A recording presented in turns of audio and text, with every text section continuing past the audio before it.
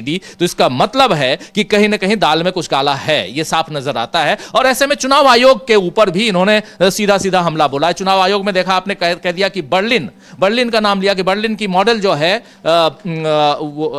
Sorry Brazil की model, Berlin में खुद है, ब्राजील की जो मॉडल है वो एक नहीं 22 जगह उसकी फोटो है। अभी ये कह रहे थे राहुल गांधी, तो ये बात अपने देश में ही नहीं, राहुल गांधी विदेश जाकर भी जो इंडियन डायस्पोरा है या ऐसे स्टूडेंट्स है, बुद्धिजीवी है, उन सबके बीच भी वो बात रखते हैं कि हाँ, जो मैं यहां कहता हूं वही वहां कहता हूं, जो वहां कहता हूं वही यहां कहता हूं। मैं साफ गोई पसंद इंसान हूं और साफ साफ अपनी बातें रखता हूं, ये साफ दिखाई दे रहा है। लेकिन चुनाव आयोग पे जो हमला है वो विदेशों में कितना असर डालेगा और हिंदुस्तान के चुनाव आयोग पर इसका क्या फर्क पड़ सकता है? नहीं, राहुल गांधी ने वहां पर भी बोला है कि हमने जो चुनाव आयोग से सवाल किए हैं कि भाई ब्राजील की मॉडल का हरियाणा की वोटिंग लिस्ट में 22 जगह नाम की फोटो कैसे आ रहा है, तो चुनाव आयोग की तरफ से कोई रिस्पॉन्स नहीं आया। बिल्कुल उन्होंने एक तरीके से जो हमारे सवाल को खारिज ही कर दिया। आप रिस्पॉन्स नहीं दे रहे हैं तो इसका मतलब खारिज कर रहे हैं। अगर आप खारिज भी कर रहे हैं तो बताइएगा कि भाई ये फोटोग्राफ्स कैसे आ गए हैं। 22 जगह एक फोटोग्राफ्स आ रहे हैं। राहुल गांधी बोल रहे हैं कि भाई हरियाणा चुनाव तो हम हारे ही नहीं, हम चुनाव जीते हैं। यदि हारे हैं तो जिस तरीके से 22 जगह एक महिला का फोटो आ रहा है, विदेशी महिला का फोटो आ रहा है, तमाम धांधलियां हुई हैं जो वोटिंग लिस्ट के सारे, तो उन धांधलियों के एक जो कहते हैं पिक्चर हमने बिहार चुनाव में भी देखी थी। बीजेपी के तमाम नेता जिस तरीके से फोटोग्राफ्स डाल रहे थे कि भाई हमने हरियाणा में भी वोट दिया है, हमने दिल्ली में भी वोट दिया है, अब हम बिहार में भी वोट दे रहे हैं। तो वो तमाम ऐसे मुद्दे हैं जो मुद्दे राहुल गांधी ने उठाए हैं और उनके जवाब नहीं मिले। और दूसरा, जैसे ईडी वाला मुद्दा, जैसे आपने बताया कि इस तरह की रिपोर्ट छपी है, इस तरह की रिपोर्ट 2 साल पहले भी ईडी की तरफ से आई थी कि भाई हमको राजनीतिक केसों में ज़्यादा दखलंदाजी नहीं करनी है, बाकी मनी लॉन्ड्रिंग के केस देखने हैं। क्योंकि उस समय जो सुप्रीम कोर्ट है, उस समय तो CJI DY चंद्रचूड़ थे, उन्होंने कई बार ईडी को फटकार लगाई थी। तब ईडी के जो चीफ थे उन्होंने बोला था कि भाई हमको मनी लॉन्ड्रिंग के केस में फोकस करना है, हमको भाई राजनीतिक केसों में ज़्यादा नहीं जाना है। क्योंकि तब हो ये रहा था कि बीजेपी के नेता की तरफ से बयान आता था कि भाई ये कांग्रेस का ये नेता है, इसके खिलाफ मनी लॉन्ड्रिंग का केस बनता है। बस इतनी खबर मिलती थी, तभी बीजेपी के किसी शासित राज्य में उसके खिलाफ एक FIR होती थी और तुरंत ही ईडी की एंट्री हो जाती थी। तो तमाम ऐसे उस समय जो केस सामने आ रहे थे, उसको लेकर जब फटकार पड़ी तब ईडी की तरफ से कहा गया था कि भाई हमको राजनीतिक केसों में नहीं फंसना है। लेकिन 2 साल बाद अगर वही बयान ईडी के चीफ को फिर देना पड़ रहा है, तो ये साफ साफ दिखाई दे रहा है कि भाई 2 साल में ईडी के अंदर कुछ भी नहीं बदला है और ये जो बयान है बाजी हैं वो सिर्फ खाना पूर्ति हैं और उसके बाद होना वही है जो सरकार चाह रही है। बिल्कुल सही कह रहे हैं, वो होना वही है जो सरकार चाह रही है। क्योंकि अगर पॉलिटिकल केसेस में ही ईडी को ज्यादा फंसे रहना है, काम ज्यादा उसी पे फोकस उसी पे रखना है, तो जो ओरिजिनल क्राइम्स हो रहे हैं उन क्राइम्स पर कौन ध्यान देगा? और एनफोर्समेंट डायरेक्टरेट बनवाया क्यों गया था और इसके पीछे की लॉजिक को, उसके तर्क को समझना होगा। और क्या उस तर्क को, उस लॉजिक को, अपने काम को एनफोर्समेंट डायरेक्टरेट समझ पा रहा है? यह बड़ा सवाल है। और इन सवालों के बीच राहुल गांधी ढेर सारे सवाल खड़े कर रहे हैं, पैदा कर रहे हैं और अपनी बातें रख रहे हैं। एक बाइट और सुनाना चाहता हूं राहुल गांधी की, जरा उसको भी सुनते हैं और उसके बाद चर्चा और आगे बढ़ाएंगे। खबरें बहुत सारी हैं और यहां दिल्ली में हंगामा मचाया हुआ है। विश्व हिंदू परिषद ने बांग्लादेश के उच्चायोग के सामने, बांग्लादेश हाई कमीशन के सामने, और खूब प्रदर्शन चल रहा है। बांग्लादेश में एक हिंदू नागरिक की जो हत्या कर दी गई, उसको लेकर वहां भारत में जो बांग्लादेश का जो दूतावास है वहां पर, हाई कमीशन है, वहां पे हंगामा मचा हुआ है। लेकिन राहुल गांधी उधर बर्लिन में जो हंगामा मचा के भारत लौट चुके हैं, वो क्या कह रहे हैं, जरा एक बार और सुनिए। On the question of jobs, there is only one way that you can produce jobs at scale for a country like India, and that is manufacturing, right? And what we've done in India and what the BJP has done, they've completely disincentivized manufacturing. When they concentrate power into the hands of, 3 or 4 oligarchs, the Ambanis and Adanis of the world, these are not guys who are interested in manufacturing. If you look at what they do, they're trading companies, they're not producing companies, right? And essentially, most of them are selling Chinese product in India. So what we would do is, we would look at, in fact, some of the stuff that we are seeing in Germany, we would look at how to build up small and medium industry. We would look at how to create jobs in agriculture and jobs in the connection between agriculture and the rest of the economy, cold chain, food processing, and then we would look seriously at manufacturing, and we would realign our GST, for example, which today is completely anti-producer and pro-consumer. We would try and realign some of those structures. तो सुन रहे थे आप यहाँ राहुल गांधी अपनी बात मजबूती के साथ रखते हुए, जब भी विदेश में अपनी बात रखते हैं तो मजबूती के साथ ही रखते हैं और उन तमाम मसलों को वहां जाकर उठाते हैं जो यहां सुर्खियां नहीं बटोर पाती हैं, लेकिन जैसे ही वो विदेश में बात करते हैं अपनी तो यहां सुर्खियां बटोर लेती हैं। बीजेपी के लोग धड़ाधड़ बिल्कुल उन पर प्रतिक्रिया देने के लिए सामने आ जाते हैं। ये राहुल गांधी की एक पिछले दिनों से एक ट्रेंड हम लोग देख रहे हैं कि विदेश जाते हैं, वहां अपनी बात रखते हैं और उन बातों पर यहां असर होने लगता है। और बीजेपी इस ढंग से एक नैरेट करने की कोशिश करती है कि राहुल गांधी विदेश जाकर भारत की छवि को धूमिल करते हैं। कितनी धूमिल करते हैं, क्या करते हैं, ये एनालाइज करना, ये इसका विश्लेषण करना भी आपका काम है। जरा आप भी सोचिएगा ध्यान से। लेकिन यहां समझने की बात जरूर है कि आखिर चुनाव आयोग के ऊपर, चाहे एनफोर्समेंट डायरेक्टरेट के ऊपर, चाहे सीबीआई के ऊपर या आईटी इनकम टैक्स के ऊपर, यानी ऐसी जांच एजेंसियों के ऊपर जो भी राहुल गांधी ने कहा है, फिर पॉलिटिकल पार्टीज की बात करें तो नरेंद्र मोदी के ऊपर राहुल गांधी ने जितने आरोप लगाया, और खासकर इसी मसले पे भी, और इस हार्टी स्कूल में जो इन्होंने अपना भाषण दिया है उसमें भी उन्होंने कहा है कि नरेंद्र मोदी और उनकी सरकार धीरे धीरे संविधान को खत्म करने की ओर अग्रसर है। इसके क्या मायने हैं अगर देखा जाए तो सबसे बड़ी बात यहां पे कि कैसे कानूनों को बदला जा रहा है, कानूनों को खत्म किया जा रहा है। उसमें सबसे बड़ा कानून मनरेगा था, उसको कैसे खत्म कर दिया गया। मनरेगा को रिप्लेस करके दूसरा कानून लाया गया, लेकिन क्या वो कानून मनरेगा की तरह ही है या कुछ और है, इसको भी बहुत ज्यादा गहराई से देखने समझने की जरूरत है। और इसीलिए राहुल गांधी जो बात यहां रख रहे हैं, क्या कुछ कह रहे हैं राहुल गांधी और अविनाश? हाँ, राहुल गांधी ने तमाम मुद्दे उठाए हैं। सबसे बड़ी बात उन्होंने ये बोली है कि भारत एक राज्यों का संघ है और इसमें सभी की राय के अनुसार ही काम होता है। लेकिन जो राज्यों के संघ की जगह लगता है बीजेपी ने उसको राष्ट्रीय स्वयंसेवक संघ समझ लिया है, और इसीलिए आरएसएस की राय जो होती है बस खाली उसी को सम्मान होता है और बाकी का किसी से भी राय मशवरा लेने की ज़रूरत नहीं होती है। जिस तरीके से अभी संसद का सत्र समाप्त हुआ है उसमें बीजेपी की तरफ से जो बिल लेके आए गए, जिनकी चर्चा हुई, शुरुआत में संसद सत्र शुरू होता है तो उससे पहले सरकार सर्वदलीय बैठक बुलाती है और उस बैठक में बताया जाता है कि भाई इन बिलों पर हम लेके आएंगे, इन पर चर्चाएं होंगी। तो उनमें से तमाम बिल तो आए नहीं, लेकिन जिनके बारे में बताया नहीं गया वो बिल जरूर लेके आए गए। जिस तरीके से मनरेगा को खत्म करने का बिल लेके आया गया, अचानक ही वो बिल आता है और आप मनरेगा को ही खत्म कर देते हैं। सरकार की तरफ से कहा जाता है कि नहीं, हमने उसमें सुधार किया है, लेकिन आपने क्या सुधार किया है कि भाई पहले राज्यों का हिस्सा जो 10% था, कुछ मामलों में 25% था, लेकिन मैक्सिमम मामलों में 10% का हिस्सा था, लेकिन उसको आप बढ़ाकर 40% कर देते हैं। भाई राज्यों की जो स्थिति इस समय है, आप जीएसटी लेके आए, जीएसटी में जिस तरीके से राज्यों का जो हिस्सेदारी थी वो पूरी की पूरी केंद्र के पास चली जाती है। उसके बाद केंद्र अपने हिसाब से वापस पैसे देता है, लेकिन तमाम राज्यों में हम देखते हैं कि उनका लाखों करोड़ों रुपए केंद्र के पास अभी भी बकाया बचा हुआ है।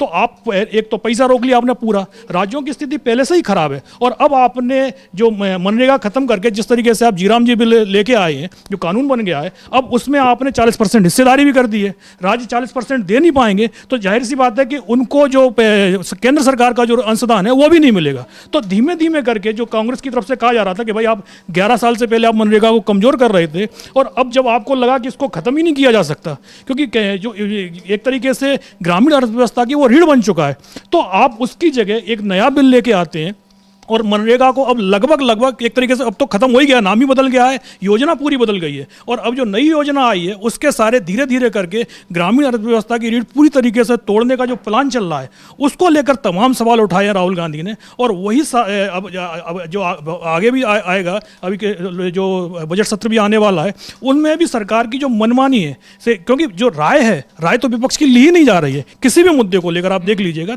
तमाम जो मुद्दे आए हैं, आप रात भर से सदन चला लेते हैं, लेकिन जब आप पॉल्यूशन के मुद्दे पर चर्चा की बात मान लेते हैं और उसके बाद अचानक ही सदन का मालूम पड़ता है कि आपने निश्चित काल के लिए स्थगित कर दिया है, तो आप विपक्ष से कभी भी कोई राय लेने के लिए तैयार नहीं है। आप सिर्फ मनमानी कर रहे हैं और उसका नुकसान जो है वो आम लोगों को ही उठाना पड़ रहा है। तो सुन रहे थे आप यहाँ राहुल गांधी बिल्कुल बिल्कुल सही कह रहे हैं आप कि उसका नुकसान आम जनता को उठाना पड़ रहा है, क्योंकि आप मनमानी कर रहे हैं। ये मनमानी यहां साफ दिखाई दे रही है और राहुल गांधी इन्हीं मनमानियों का जिक्र यहां पे कर रहे हैं, बहुत महत्वपूर्ण। और राहुल गांधी ने भारत के लोकतंत्र पर क्या कुछ कहा है, जरा उसको भी सुन लेते हैं। राहुल गांधी देश में लोकतंत्र और लोकतंत्र को बचाने की मुहिम में कैसे विपक्ष खड़ा है, इन सब पे अपनी चर्चा, अपनी बात रख रहे हैं। सुनिए जरा।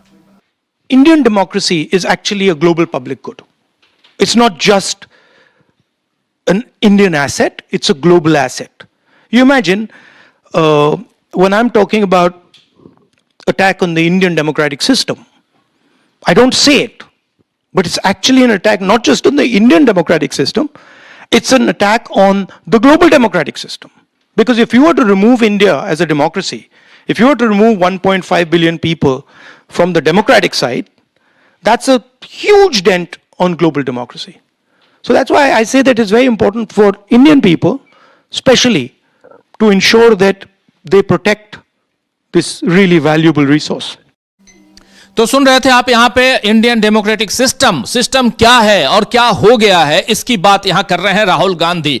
राहुल गांधी यहाँ साफ साफ आरोप लगा रहे हैं जो सत्ता पक्ष अभी है उस पर कि कैसे इस सिस्टम को धीरे धीरे खत्म करने की ओर ये सत्ता पक्ष में बैठे हुए लोग कर रहे हैं, और ये बातें यहाँ दिखाई दे रही हैं। इस पे चर्चा कर रहे हैं। डेमोक्रेटिक सिस्टम में जो बात अभी आप कह रहे थे अविनाश की, चाहे वो लोकसभा हो या विधानसभाएं हो, उसमें भी उस सिस्टम को लागू किया गया था। संवैधानिक तौर पर उसे मजबूत रखने की जो जिम्मेदारी है, वो जिम्मेदारियां होती हैं वहां के प्रमुखों की, जो जनता के द्वारा चुन के आते हैं। लेकिन अगर वही वहां पर उसे खोखला करने, कमजोर करने की कोशिश करेंगे तो फिर यह सिस्टम धीरे धीरे ध्वस्त हो जाएगा, और उसी सिस्टम की बात यहां राहुल गांधी कर रहे हैं। लेकिन राहुल गांधी इसके आगे भी बहुत सारी बातें करते हैं। एक बाइट और सुनाना चाहता हूं राहुल गांधी की, उस बाइट को सुनिए। और उधर एक खबर यह भी आप जानते हैं कि उत्तर प्रदेश में विधानसभा की कार्यवाही चल रही है और उसमें कफ सिरप को लेकर काफी चर्चा है। और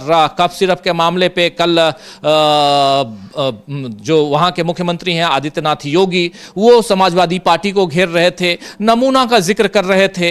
नमूने में कह रहे थे कि 2 नमूने हैं, एक दिल्ली में बैठा हुआ है जो जब देखो तब विदेश चला जाता है। अब उस नमूने में वो किसकी बात कर रहे थे, प्रधानमंत्री नरेंद्र मोदी की बात कर रहे थे या राहुल गांधी की बात कर रहे थे, क्योंकि उन्होंने अपनी तरफ से कोई नाम नहीं लिया। और जब अखिलेश यादव ने कहा कि प्रधानमंत्री मोदी की बात कर रहे हैं तो उस पर कोई जवाब भी नहीं आया है, यानी कि उन्होंने स्वीकार कर लिया है कि वो मोदी की ही बात कर रहे थे। तो चलिए, लेकिन 2 नमूनों की बात में से एक नमूना जो जिसका जिक्र कर रहे थे वो अखिलेश यादव का जिक्र कर रहे थे। लेकिन चलिए उस पे थोड़ी सी हल्के मूड में अगर चर्चा करें तो हम लोग ये कह सकते हैं, वरना उन्होंने बात राहुल गांधी की और अखिलेश यादव की कही थी। और अब वहां पे बैनर पोस्टर भी लग गए हैं, कफ सिरप एनडीए और बनाम समाजवादी पार्टी पीडीए के। लेकिन दूसरी तरफ राहुल गांधी पे भी हम चर्चा कर रहे हैं। राहुल गांधी ने और क्या कुछ कहा है, इसमें जरा एक बाइट और सुनाना चाहता हूं। चर्चा आगे बढ़ाते हैं। हमारे साथी अविनाश हमारे साथ हैं और आप तमाम साथी, दोस्त, साथी, शुभचिंतक जो बाद में जुड़े हैं, आप सबका एक बार तहे दिल से स्वागत करता हूं, इस्तकबाल करता हूं। सुनिए जरा राहुल गांधी को। Right. So even when I talk about the attack on the voting system, the reason they're attacking the voting system is they fundamentally don't believe that every Indian is equal. In their mind, and I've spoken to them, I know them, I talk to them. In their mind, there is no way a Dalit person is the same as an upper caste person. They cannot even they can't even compute that. Right? And that's to me the real revolution in India in 1947. That we said that actually every language, every religion, every idea in India is equal. And if you think about it, without, dissing the Europeans, no, seriously, sometimes they come to me, and so they're struggling to build an economic union, okay? We built an economic union and a political union in 1947. Yes. And we've run it just fine.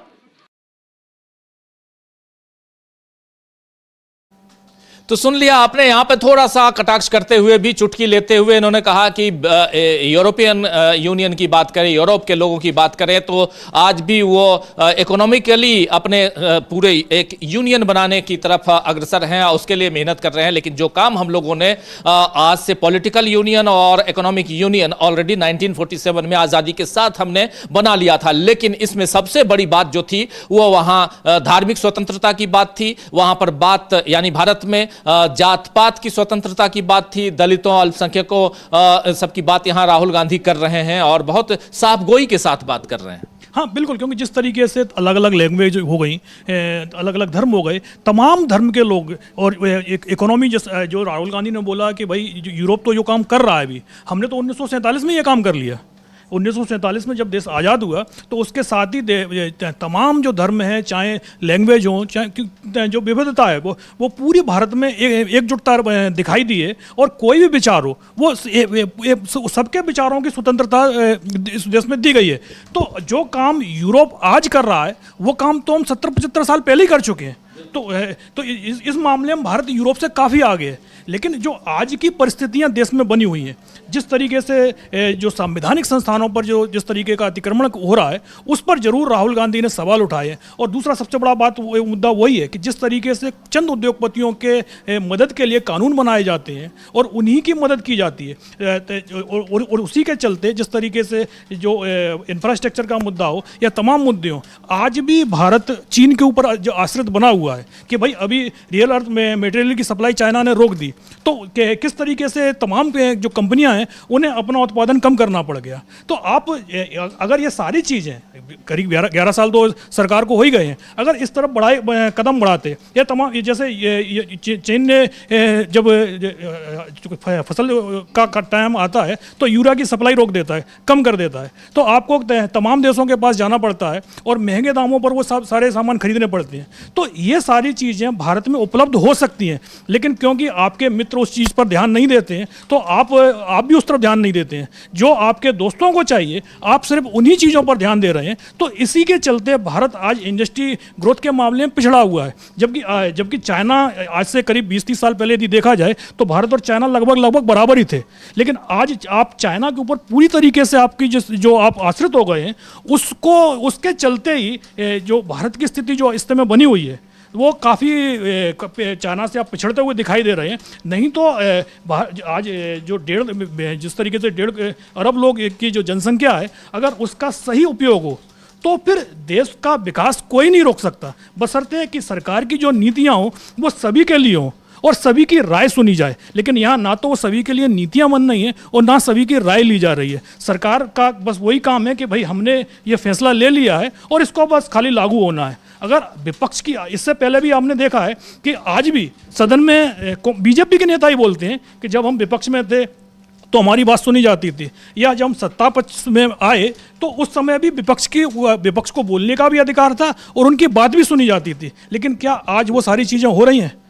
तो इस पर से जो तमाम सवाल राहुल गांधी ने Berlin में भी उठाए हैं, वो देश में भी ये सवाल उठाते हैं। ऐसी बात नहीं है कि राहुल गांधी जो बोले हैं वो बर्लिन में जाकर ही बोले हैं, उन्होंने ये सवाल सदन में भी उठाए हैं और यहाँ पब्लिक मीटिंग में भी उठाए हैं और तमाम प्रेस कॉन्फ्रेंस में भी उठाए हैं। लेकिन आज बीजेपी के नेता राहुल गांधी के उन्हीं बयानों को, जिन बयानों पर राहुल गांधी के भारत में वो रिप्लाई नहीं करते हैं, राहुल गांधी ने अगर वो बयान बर्लिन में दे दिए हैं तो उस पर वो रिप्लाई कर रहे हैं, क्योंकि वर्ल्ड मीडिया उस चीज़ को दिखा रहा है, उसको छाप रहा है। अब यहाँ पर जरूर आप उस पर एक तरीके से रोक लगा सकते हैं तमाम मीडिया संस्थानों के जरिए। हम देखते हैं कि राहुल गांधी के तमाम बयान होते हैं तो हमको मीडिया में दिखाई नहीं देते हैं, लेकिन आप जब बर्लिन में उन्होंने बयान दिया तो आप उसको रोक नहीं सकते हैं। तो इसीलिए बीजेपी के तमाम नेता, जैसे ही राहुल गांधी का वीडियो सामने आया है, पूरे की पूरी बीजेपी एक तरीके से हमलावर दिखाई दे रही है और वो उनका कहना है कि भाई राहुल गांधी देश की बदनामी कर रहे हैं। जबकि राहुल गांधी ने जो भी सवाल उठाए हैं वो सारे वही सवाल हैं जो वो भारत में रहकर पूछ रहे हैं। बिल्कुल, और भारत में रह के पूछें तो फिर भारत की बदनामी नहीं होती है, लेकिन विदेश जाकर ये बात करें, वहां इंडियन डायस्पोरा से बात करें तो बदनामी राहुल गांधी करते हैं। लेकिन प्रधानमंत्री नरेंद्र मोदी जब बाहर जाकर कहते हैं कि 2014 से पहले यहां इस देश में पैदा होना भी गुनाह लगता था, तब क्या देश की बदनामी नहीं होती थी? राहुल गांधी ऐसे कड़े शब्दों का इस्तेमाल नहीं करते हैं, ऐसे सेंटेंसेस नहीं कहते हैं, लेकिन फिर भी राहुल गांधी देश का नाम बदनाम कर रहे हैं, ऐसा आरोप बीजेपी लगाती है राहुल गांधी के ऊपर। चलिए, ये राजनीति है और ये चलता रहेगा। लेकिन इस राजनीति के बीच राहुल गांधी जो बात कर रहे थे उसमें उन्होंने अदानी अंबानी का जिक्र करना भी नहीं छोड़ा। इस बारे में भी उन्होंने बात कही कि कैसे अगर सेंट्रलाइज्ड वे में अगर आप काम करेंगे, अगर पूरे के पूरे उद्योग जगत में जहां बहुत सारे लोग हैं वहां पर सिर्फ 2 लोगों को ही आप सब कुछ दे देंगे तो फिर वही मोनोपोली हो जाएगी, डुओपोली हो जाएगी। और उस मोनोपोली डुओपोली के कारण कैसे यहां हमारे देश में अभी पिछले दिनों इंडिगो का संकट आया और कैसे और भी संकट आ सकते हैं, इन सब का भी जिक्र करते हुए यानी एक यहां स्टेट्समैन की भूमिका निभाते हुए राहुल गांधी नजर आए, जहां कैसे भारत को आगे बढ़ाया जा सकता है, भारत की छवि कैसे सुधर सकती है, भारत के में इकोनॉमिक ग्रोथ कैसे हो सकता है, भारत का लोकतंत्र कैसे आगे बढ़ सकता है, कैसे कमजोरी से हम मजबूती की ओर बढ़ सकते हैं। इन सारी बातों को राहुल गांधी ने लगभग एक 1.5 घंटे के इस पूरे कन्वर्सेशन में उन्होंने रखा है। और चुनाव आयोग कैसे मजबूत हो सकता है, भारत की जो यहां के जो कोर्ट्स हैं, अदालतें हैं, वो किस दिशा में है, सब कुछ यानी अलग अलग जो हिस्सा है, चाहे वो न्यायपालिका हो, विधायिका हो, कार्यपालिका हो, इन तीनों का जिक्र करते हुए राहुल गांधी ने अपनी बात रखी। एक बहुत ही शानदार राहुल गांधी का ये कन्वर्सेशन था जिसमें उन्होंने बहुत शानदार ढंग से इन तमाम मसलों को उठाया है, रखा है। अब भले बीजेपी राजनीति करे, राहुल गांधी को भी राजनीति करनी है, वो भी राजनीति करेंगे, लेकिन यहां इन बातों को सुनना समझना जरूरी है। आप लोग सुनिएगा, उनके वीडियो को देखिएगा, और भी बहुत सारी बातें हैं जो हम यहां पर एक छोटे से कार्यक्रम में आप तक नहीं पहुंचा सकते, रखना बहुत मुश्किल होता है। लेकिन इन सब के बीच जरा देश में और भी बहुत कुछ हो रहा है। एक तो अभी अभी जो खबर आ रही है वो बांग्लादेश से रिलेटेड खबर है, उसमें कुछ विजुअल्स आपके सामने रखना चाहता हूं, अगर हमारी टीम दिखाना चाहे तो जरूर, क्योंकि यहां बांग्लादेश उच्चायोग, आप जानते हैं जितने भी कॉमनवेल्थ कंट्रीज हैं जिसमें बांग्लादेश भी है, और यहां हाई कमीशन होते हैं, तो बांग्लादेश हाई कमीशन के सामने विश्व हिंदू परिषद का प्रदर्शन चल रहा है। भारत और बांग्लादेश का संबंध बिल्कुल कहा जाए तो बहुत ही खराब स्थिति में है, और वैसे में इस वक्त यहां बांग्लादेश उच्चायोग के बाहर विश्व हिंदू परिषद का प्रदर्शन, और ये प्रदर्शन जो है वो उस कारण हो रहा है जबकि वहां बांग्लादेश में एक हिंदू की हत्या कर दी गई, और उसके बाद बांग्लादेश में भी, और जब परसों मोहन भागवत गए थे कोलकाता तो वहां उन्होंने आह्वान किया था वहां के बंगाल के, मतलब पश्चिम बंगाल के हिंदुओं को भी और बांग्लादेश के हिंदुओं को भी आह्वान किया था कि वो एकजुट हों। एकजुट होने की बात जब आती है तो दूसरा भी एकजुट होता है, यानी पोलराइज करते हैं आप, बंटवारा करते हैं आप, और उस बंटवारे की बात यहां साफ साफ दिखाई देती है। और जो कुछ भी हुआ है बांग्लादेश में हो चाहे हिंदुस्तान में हो वो गलत है। आखलाक के मामले में आप लोगों ने सुना होगा कि आखलाक का केस उत्तर प्रदेश सरकार ने ही, आखलाक जिसके फ्रिज में गाय का मांस रखने के आरोप में उसको मार डाला गया था, लिंचिंग कर दी गई थी, 2013-14 की बात है, सरकार इनकी आई थी। लेकिन उसके बाद अब उस केस को बिल्कुल क्लोज करने के लिए आवेदन चला गया है उत्तर प्रदेश की तरफ से, यानी आप पहले घटनाक्रम को आगे बढ़ाइए, एक घटना को अंजाम तक पहुंचाइए, उसके बाद विड्रॉ कीजिए, क्योंकि वहां वैसा कुछ नहीं था। फॉरेंसिक लैब में यह पता चल गया कि उसके फ्रिज में जिस मांस के कारण हत्या हुई थी वो गाय का मांस नहीं था। तो ये एक बहुत बड़ा मामला था जिसमें उत्तर प्रदेश सरकार आने वाले समय में और फंस सकती थी, तो उससे उत्तर प्रदेश सरकार खुद को विड्रॉ कर रही है। उसने एप्लीकेशन, क्लोजिंग का एप्लीकेशन दे दिया है। लेकिन यहां पर जो चल रहा है ये जिक्र इसलिए उत्तर प्रदेश या आखलाक का जिक्र मैं कर रहा हूं क्योंकि ऐसा ही मामला वहां है। अल्पसंख्यक वहां हिंदू है, बांग्लादेश में अल्पसंख्यक हिंदू है तो हिंदू के ऊपर हमला करो, यहां पर हिंदुस्तान में अल्पसंख्यक मुसलमान है तो मुसलमान के ऊपर हमला करो। आखिर ऐसा क्यों होता है? आप एक साथ, और इसी की चिंता राहुल गांधी बर्लिन में कर रहे हैं कि ये भारत जो है इस तरह का देश नहीं है, यहां धार्मिक स्वतंत्रता दी गई है, धर्म की आजादी दी गई है, आपको किस धर्म को मानना है ये आपकी आजादी है। इस बीच ये विजुअल देखिए, यहां दिल्ली के विजुअल्स हैं जहां पुलिस फोर्स की तैनाती आप पूरी फुल स्क्रीन देखिए, एक दमखम के साथ यहां पर फोर्स है। लेकिन उसके बाद बांग्लादेश उच्चायोग के सामने यहां हंगामा चल रहा है। बहुत अलग तरह का हंगामा, उस हंगामे के विजुअल्स हमारे पास अभी नहीं है, वो विजुअल भी आते हैं तो हम आपको दिखाते हैं। लेकिन ये बांग्लादेश बनाम भारत की बात है और संबंध दोनों के बीच बहुत खराब है। हिंदुस्तान में क्या कुछ चल रहा है उस पर भी हम थोड़ी सी अपनी निगाह और आगे बढ़ाते हैं। हिंदुस्तान में इस वक्त एक राज्य ऐसा है जहां इलेक्शन चल रहे हैं और इलेक्शन की तैयारियां चल रही हैं। एक इलेक्शन खत्म हुआ, एक चुनाव खत्म हुए, दूसरे चुनाव की तैयारी चल रही है। राज्य का नाम है महाराष्ट्र और महाराष्ट्र में आप ये विजुअल्स, ये इन विजुअल्स को जरा दिखाना जरूरी है। जरा ये देखिए, ये भीड़ वहां पे इकट्ठा है। बांग्लादेश की बात मैं कर रहा हूं, बांग्लादेश में नहीं, हिंदुस्तान और हिंदुस्तान की राजधानी दिल्ली में, और अलग तस्वीरें वहां की। लेकिन अब बढ़ते हैं थोड़ा आगे और ये कुछ राजनीति भी चलती है हमारे साथ। हमारी सहयोगी आंचल जुड़ गई हैं। आंचल, आपका स्वागत है इस कार्यक्रम में। और एक बार फिर आप तमाम साथी जो बाद में जुड़े हैं, आप सबका स्वागत करता हूं, इस्तकबाल करता हूं।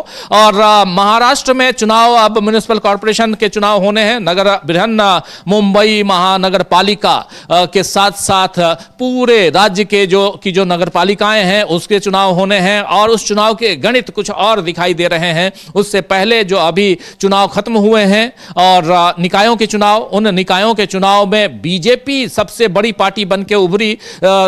महायुति जो है वो कुनबा मजबूती के साथ दिखा। लेकिन अब आने वाले चुनावों में गणित कुछ अलग बैठता हुआ दिखाई दे रहा है। तिकड़में होती हैं राजनीति में, सियासत में। अगर आप गोटियां यहां से वहां से यहां ना बैठाएं तो फिर आप राजनीति नहीं कर पाएंगे, ऐसा कहा जाता है, राजनेता ऐसे ही कहते हैं। लेकिन इन सब के बीच राहुल गांधी की बातचीत हुई है, ये भी बताइए। उसके बाद उधर अजीत पवार किसी और से बातचीत कर रहे हैं, वो क्या कुछ चल रहा है, वहां की सियासत में क्या चल रहा है आंचल? जी राजीव जी, मैं आपको बता दूं कि अभी जो निकाय के चुनाव हुए थे और जो नतीजे आए हैं वहां से निकलकर महायुति को बम्पर जीत तो मिल गई, लेकिन उसके बाद जो सवाल खड़े हो रहे हैं नतीजों को लेकर, विपक्ष तो हैरान है ही, लेकिन शिंदे गुट की बात करें और अजीत पवार की बात करें तो वो भी हैरान है। उनको भी हैरानी हो रही है कि ऐसे नतीजे कैसे आ सकते हैं, क्योंकि नतीजे तो बीजेपी के पक्ष में आए, निकाय चुनाव के। जी बिल्कुल, निकाय चुनाव के नतीजे तो बीजेपी के पक्ष में आए, लेकिन एक हैरानी की बात जो शिंदे के लिए और अजीत पवार के लिए हो गई, क्योंकि नतीजे सामने आने के बाद अजीत पवार और शिंदे दोनों ही गुट कमजोर पड़ते दिखाई दे रहे हैं, क्योंकि बीजेपी नंबर 1 की पार्टी बनकर सामने आई है और बीजेपी ने इस चुनाव में कहीं ना कहीं शिंदे के गढ़, मतलब थाने की बात करें तो थाने में तो एकदम सेंधमारी कर दी और उसी को हरा दिया, शिंदे को, जो उनका गढ़ माना जाता था कितने सालों से। कुछ जगह जहां फ्रेंडली फाइट्स थी वहां पर भी बीजेपी ने जीत हासिल। उसके बाद से लगातार बिखराव जो है दिखाई दे रहा है। शिंदे जो है नाराज दिखाई दे रहे हैं लगातार। उससे पहले भी कई बार खबरें ऐसी आई थी कि शिंदे नाराज है और अब अजीत पवार भी नाराज दिखाई दे रहे हैं। और यही वजह है कि अब खबर ये भी आ रही है कि अजीत पवार ने कांग्रेस नेता सतेज पाटिल से बात की है, फोन किया, सामने से खुद जाकर फोन किया सतेज पाटिल को, और उन्होंने गठबंधन का प्रस्ताव रखा है कि आगे जो पुणे नगर निगम चुनाव होंगे उसमें हम आपसे गठबंधन करना चाहते हैं। लेकिन कांग्रेस की तरफ से ये कहा गया है फिलहाल के लिए कि अभी हम पार्टी के नेतृत्व से बात करेंगे और उसके बाद आगे इस पर फैसला किया। बहुत बड़ी खबर आप बता रही हैं कि अजीत पवार ने कांग्रेस से संपर्क साधा है, ये खासकर पुणे के लिए। लेकिन सतीश, क्या नाम बता रही हैं आप? सतीश पाटिल से संपर्क साधा है और इस बीच राहुल गांधी संपर्क साध रहे हैं उधर संजय राउत यानी उद्धव गुट, और उद्धव गुट के साथ रहे हैं। और फिर इधर क्योंकि ये तो महाविकास आघाड़ी में उद्धव गुट, कांग्रेस पार्टी और एनसीपी शरद पवार गुट, ये तीनों हैं ही। और लगातार कहा जा रहा है कि अजीत पवार चाहते हैं कि शरद पवार के साथ आ जाएं और दोनों के बीच तालमेल नहीं बैठने का कारण भी माना जा सकता है कि उस कारण भी अब अजीत पवार शायद कांग्रेस के साथ आना चाहते हों, कांग्रेस के जरिए इस कुनबे में आना चाहते हों, ये भी हो सकता है। जी बिल्कुल हो सकता है। और पिछले काफी वक्त से देखा भी जा रहा है कि अजीत पवार लगातार कांग्रेस को लेकर, अगर कांग्रेस की बात करें, चाहे उनके चाचा शरद पवार की भी बात करें, तो पिछले काफी वक्त से ऐसी खबरें भी आ रही हैं और देखा भी जा रहा है साफ साफ कि किस तरीके से नरम रुख वो दिखा रहे हैं अपने चाचा को लेकर, कांग्रेस को लेकर। और अब तो इन जो खबरें थी इन पर मोहर खुद उन्होंने लगा दी, क्योंकि उन्होंने कांग्रेस के नेता को सतेज पाटिल को फोन किया, सामने से प्रस्ताव रखा है कि हम गठबंधन करना चाहते हैं। और इस पर अब विपक्ष की क्या प्रतिक्रिया रहती है, कांग्रेस की क्या प्रतिक्रिया रहती है, इस पर तो नजरें हैं ही। और उन्होंने बोला भी कि हम बात करके बताएंगे कि आगे पार्टी क्या चाहती है, गठबंधन होता है या नहीं होता। बहुत जल्दी ये भी साफ हो जाएगा, क्योंकि 16 तारीख को तो नतीजे भी आने और उससे पहले 15 तारीख को जो चुनाव है उसमें देखना भी होगा कि साथ में लड़ते हैं या नहीं लड़ते हैं, गठबंधन होता है या नहीं होता है। लेकिन जो अभी सियासी समीकरण है कहीं ना कहीं उसमें उलट उलटफेर होता हुआ दिखाई दे रहा है महाराष्ट्र में। संकेत मिलने लगे हैं क्योंकि शिंदे जो है वो पहले से नाराज बताए जा रहे थे, अजीत पवार ने अब संपर्क साध लिया कांग्रेस से। तो ऐसे में जो पूरा महायुति है, एक तरफ उसके लिए खुशी की बात है कि वो उन्होंने निकाय चुनाव जीत लिया, बीजेपी नंबर 1 की पार्टी बन गई, लेकिन जो उनके दोनों सहयोगी हैं, शिंदे हो चाहे अजीत पवार हो, दोनों ही बिखरते जा रहे हैं, दोनों ही अपनी राह अलग अलग तलाश कर रहे हैं, होते जा रहे हैं। जी बिल्कुल, दोनों कमजोर होते जा रहे हैं। और इसके पीछे बीजेपी ही सबसे बड़ा कारण है, क्योंकि लगातार विपक्ष आरोप लगा रहा था। विधानसभा चुनाव की बात करें तब भी विपक्ष ने यही कहा था कि बीजेपी की तो हमेशा का ये आदत रही है कि जब भी उसको किसी राज्य में सत्ता में आना होता है तो वो क्षेत्रीय पार्टियों को सहारा लेती है, फिर सत्ता में आती है और उन क्षेत्रीय पार्टियों को इतना कमजोर कर देती है और किनारे लगा देती है कि वो खुद ही सत्ता में रह जाती है। तो वही अब कहीं ना कहीं होता भी दिखाई दे रहा है, क्योंकि जिस तरीके से सत्ता में आई, शिंदे के दम पर आई, शिंदे की योजना थी लाडली बहन योजना, उसके दम पर बीजेपी सत्ता में आती है महाराष्ट्र में, और अब शिंदे को खुद कमजोर कर दिया गया, उसके गढ़ में सेंधमारी कर दी गई, वहां पर उसको हरा दिया गया। और अब ऐसे में साफ दिखाई दे रहा है कि शिंदे जो है कमजोर पड़ते हुए दिखाई दे रहे हैं, क्योंकि वो अपना गढ़ जो है वही हार गए हैं। तो उसके बाद उनके पास बचता क्या है आखिर आगे के लिए? तो ऐसे में ये साफ साफ मोहर लगा दी गई इस बात पर, बीजेपी की इस बात पर, कि बीजेपी वाकई में अपने सहयोगियों को कमजोर करती है। और यही चीज हमें बिहार में भी देखने को मिली थी। अगर देखा जाए तो बिहार विधानसभा चुनाव के नतीजों के बाद साफ देखा गया था कि उन्होंने नीतीश कुमार को भी कमजोर कर दिया, उन पर दबाव बनाया जा रहा है लगातार, और अब वही चीज महाराष्ट्र में भी हम साफ साफ देख ही रहे हैं। बिहार का आप जिक्र कर रही थी, बहुत अच्छा जिक्र किया। वो खबर मैं शुरुआत में बता भी रहा था कि वहाँ मांझी साहब जो हैं वो बिल्कुल परेशान नज़र आ रहे हैं और कह रहे हैं कि पहले तो उन्होंने कहा कि कैसे हमने वोटों की चोरी कराई, वो साफ साफ अब हमारे तमाम साथी जानते भी हैं।